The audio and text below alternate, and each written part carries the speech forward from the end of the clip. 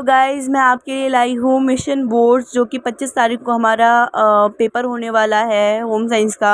तो home science के chapter बहुत लेंदी होते हैं और उन टॉपिक्स के अंदर सब टॉपिक्स होते हैं। तो मैंने सोचा क्यों ना माइंड मैप्स बना दिया जाए ताकि आप लोगों के लिए ईजी हो जाए। ठीक है, चलिए यहाँ पर हमें विबग्योर बहुत ही ज़्यादा इंपॉर्टेंट है जो कि याद रखना है। ठीक है, विबग्योर देखिए क्या होता है। विबग्योर का मतलब होता है ये एक ना, जब सूरज की किरणें पानी से टकराती हैं तो वो 7 कलर का स्पेक्ट्रम बना लेती हैं। स्पेक्ट्रम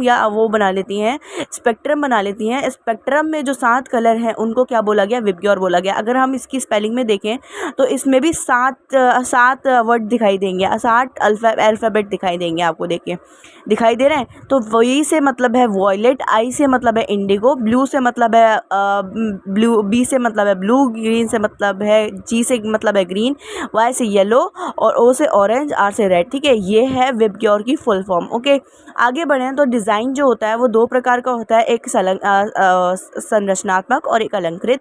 संरचनात्मक डिज़ाइन जो होता है, जो डिज़ाइन का मुख्य भाग होता है कि डिज़ाइन हमें कैसा चाहिए, ढीला डिज़ाइन चाहिए, फ्लेयर वाली आस्तीनें चाहिए, योग कैसा होना चाहिए, ये सब क्या होता है? संरचनात्मक डिज़ाइन। अलंकृत डिज़ाइन का मतलब होता है कि हम डिज़ाइन के ऊपरी भाग पर डिज़ाइन करते हैं। जैसे हमारा मूल संरचना है, जैसे एक कुर्ती बन गई है, उसके ऊपर हम बटन लगा रहे हैं उसको अच्छा दिखाने के लिए, तो उसे हम अलंकृत डिज़ाइन कहते हैं। ये 2 प्रकार के होते हैं, वास्तविक और अमूर्त।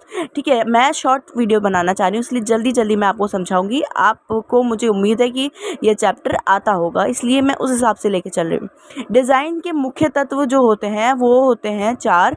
देखिए, रेखा, रूप, रंग, बनावट। ठीक है, इसके लिए हमारे पास एक एक्रोनिम है, रेखा रूप रंग बनाती है, यानी बनाती से बनावट आ जाएगा। ठीक है, रेखा रूप रंग बनाती है। ठीक है, यहाँ पर हम नीचे आए तो नीचे आप देखेंगे कि रूप को मैंने पहले ले लिया है। ठीक है, रूप कितने प्रकार का होता है? हमारे 4 प्रकार का होता है, प्राकृतिक, फैशनेबल, ज्यामितीय आकृतियाँ। ठीक है, यहाँ पर सब जगह आकृति आएगा और अमूर्त आकृतियाँ। ठीक है, प्राकृतिक मतलब नेचुरल आकृतियाँ, फैशनेबल और ज्योमेट्रिकल और एब्स्ट्रैक्ट। ठीक है, अगर इंग्लिश स्टूडेंट्स देख रहे हैं तो अगर वो चाहते हैं मैं उनके लिए भी मिशन बोर्ड लाऊं तो वो मुझे कमेंट सेक्शन में बता दें, तो मैं इसको इंग्लिश में भी आपके लिए लेकर आऊँगी नेक्स्ट चैप्टर से। ठीक है, चलिए तो प्राकृतिक डिज़ाइन या फिर नेचुरल डिज़ाइन वो होते हैं, जैसा आपने देखा प्रकृति से वैसे ही आपने बनाने की उसको आकृति की बनाने की कोशिश की, उसको रूप देने की कोशिश। और यहाँ पर ये जो फैशनेबल डिज़ाइन होते हैं वो संशोधित रूप होते हैं, प्राकृतिक डिज़ाइन का संशोधित रूप होते हैं। ठीक है, और यहाँ पर ज्यामितीय ये पैमाना मतलब जो स्केल होता है और त्रिकोण होता है, ये सब जितने भी ज्योमेट्रिकल वो हैं उसको यूज़ कर हम एक आकृति बनाते हैं, उसे हम क्या कहते हैं?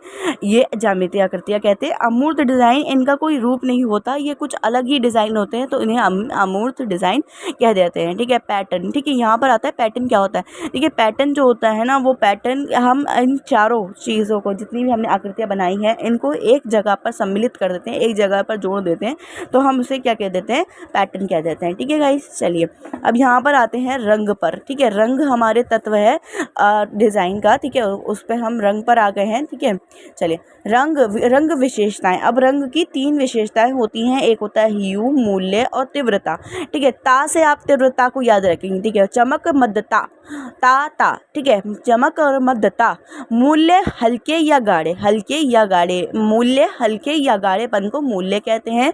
और ह्यू का मतलब होता है रंग के नाम को ह्यू कहते हैं। ठीक है, अब ये मूल्य जो होता है ना, वो 2 प्रकार का होता है, एक आभा और शेड।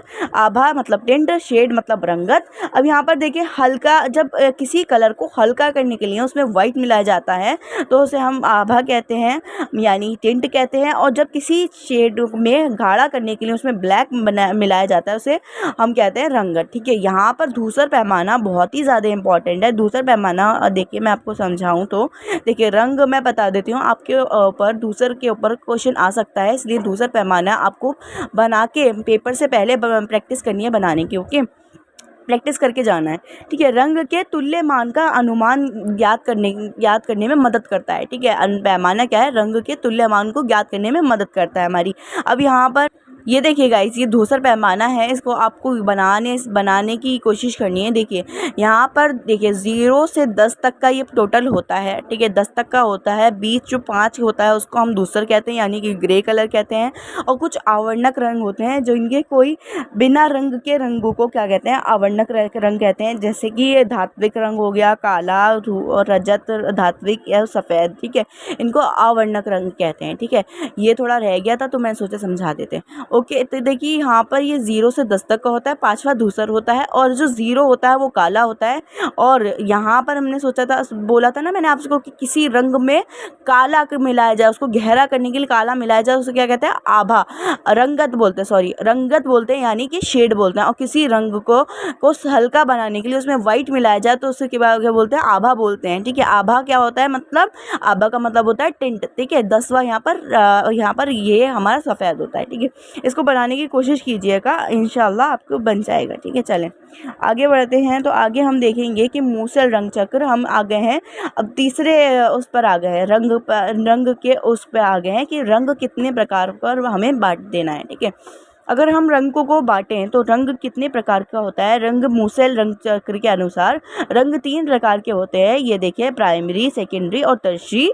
अब प्राइमरी को हम ऐसे बोल सकते हैं, यार रेड ब्यूटीफुल, यार रेड ब्यूटीफुल, मतलब 3 प्रकार का प्राइमरी कलर होते हैं, येलो, रेड, ब्लू। ठीक है, तो यहाँ पर हम यार रेड ब्यूटीफुल को कह सकते हैं येलो, रेड, ब्लू। ठीक है, यार रेड ब्यूटीफुल। ठीक है, इसके लिए एक्रोनिम हमें ये आ गया। अब यहाँ पर अगर हम देखें तो सेकेंडरी कलर को हम देखें तो सेकेंडरी कलर जो होता है वो होता है, वो भी 3 प्रकार के होते हैं। जैसे देखिए, ऑरेंज, वॉयलेट और ग्रीन। ठीक है, ऑरेंज, वॉयलेट और ग्रीन। अगर यहाँ पर देखें हम तो देखिए ओवर जी। ठीक है, हम यहाँ लिख सकते हैं ओवर जी।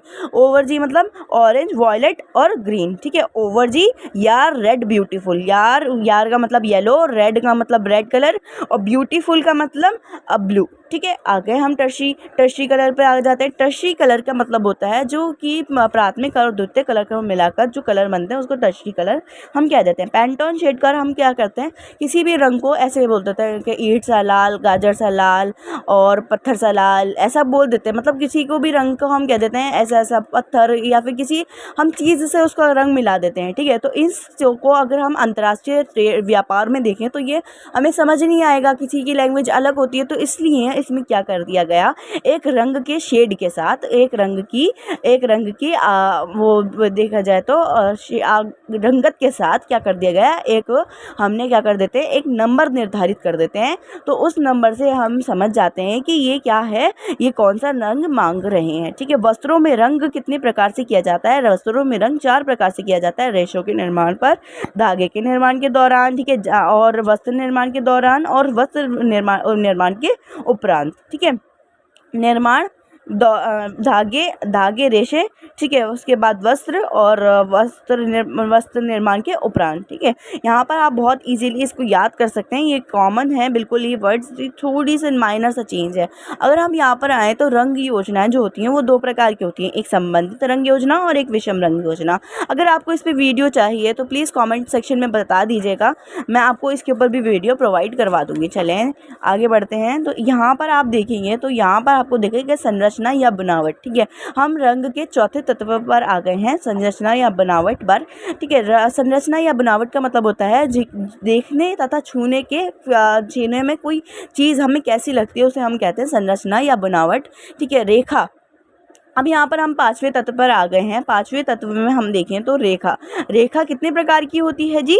रेखा होती है हमारी 2 प्रकार की, सरल और वक्र रेखा। ठीक है, सरल रेखा जो होती है 3 प्रकार की होती है और वक्र रेखा वो वक्र रेखा ही है, एक ही प्रकार है। ठीक है, सरल रेखा जो होती है ऊर्ध्वाधर होती है, क्षैतिज होती है और तिरछी होती है। ऊर्ध्वाधर मतलब खड़ी, ठीक है, खड़ी रेखा, और क्षैतिज मतलब लेटी हुई रेखा, और तिरछी मतलब तिरछी रेखा जो आड़ी से आती है। ठीक है, अगर हम इसको देखें तो ऊर्ध्वाधर को वर्टिकल बोलते हैं इंग्लिश में, क्षैतिज को हम हॉरिजॉन्टल बोलते हैं और तिरछी को डायगोनल बोलते हैं। अगर हम इसको एक्रोनिम बनाएं तो इसका एक्रोनिम हम बना सकते हैं HDV बना सकते हैं। देखिए, HDTV तो हो सकता है ना, इसका HDTV ठीक है, एच डी टीवी। ठीक है, एच डी टी का इसका मतलब कुछ नहीं है, टी का मतलब कुछ नहीं है, टर्मिनोलॉजी बोल सकते हैं हम। ठीक है, यहाँ पर एच डी का एच का मतलब होता है हॉरिजॉन्टल। ठीक है, और यहाँ पर होता है डायगोनल। ठीक है, रेखा जो तिरछी है। हॉरिजॉन्टल का मतलब लेटी हुई रेखा, डायगोनल रेखा, और वर्टिकल मतलब खड़ी रेखा। ठीक है, एच डी टीवी। ठीक है, यहाँ पर हमारे वक्र रेखा, जो वक्र रेखा होती है वो हमारी एक ही प्रकार की होती है। ठीक है, अब यहाँ पर जो कि कर्व सा बनाती है, आड़ी टेढ़ी सी होती है। ठीक है, अगर हम आए, ठीक है, डिज़ाइन के सिद्धांतों पर, तो डिज़ाइन के सिद्धांत 5 प्रकार के होते हैं। ठीक है, कितने प्रकार के होते हैं? 5 प्रकार के डिज़ाइन के सिद्धांत होते हैं। ठीक है, एक तो अनुपात, आवर्तता, और एक सामंजस्य और महत्व और संतुलन। ठीक है, अनुपात के भी 3 प्रकार हैं। आकृति का अनुपात हो सकता है, बुनावट का अनुपात हो सकता है, रंग का अनुपात हो सकता है, आवृत्तिता का लय दोहरा कर सकते हैं, उतार चढ़ाव। ठीक है, विकीर्ण समांतरता। ठीक है, लय हम किस प्रकार से दे सकते हैं? किसी ड्रेस में सामंजस्यता का मतलब है हम दे सकते हैं आकृति द्वारा, बुनावट द्वारा, ये सब हम दे सकते हैं। ठीक है, महत्व एक ही प्रकार का। संतुलन जो होता है, संतुलन भी हम 3 प्रकार का होता है। देखिए, औपचारिक, अनौपचारिक और रेडियल। ठीक है, अगर आप इस पर भी वीडियो चाहते हैं तो मुझे आप कमेंट सेक्शन में बता दीजिएगा, बिकॉज ये इम्पॉर्टेंट है। और मैं आपके लिए जो भी आप कहेंगे, प्लीज़ सजेशन मैटर करता है। आप मुझे सजेशन देते रहा करें, मैं आपके ऊपर जो भी आप वीडियो कहेंगे मैं आपके लिए लेकर आ जाऊंगी। Thank you.